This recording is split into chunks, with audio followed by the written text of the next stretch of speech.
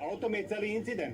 O tom je celý problém. Pán Matovič sa bojí, sa nedostane do parlamentu a že všetky jeho veci sa mu spočítajú v zákone, no tak to samozrejme je problém. Ale to je jeho strach, nie náš. On 3 roky zneužíval vlastne situáciu na to, aby vlastne kriminalizoval opozíciu, stále vytvára takéto hádky, snaží sa priživovať na iných politických stranách, lebo sám nemá čo ponúknuť. Ľudia vedia, že oklamal. A to isté platí aj tu. Ale toto už nie je sranda, toto už nie je súboj medzi politickými stranami. Tu ide o bezpečnosť ľudí.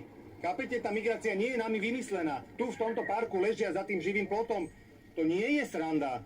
Jednoducho to už nie je o súboji, že čo urobí pre Smer zle, to bude super pre nás. To je nám jedno. Podstatné je, že vláda má začať chrániť hranicu s Maďarskom. To je jediné, čo od nej chceme a nič iné. A keď to neurobí, tak s tým spolupracuje. To je rozhodujúce.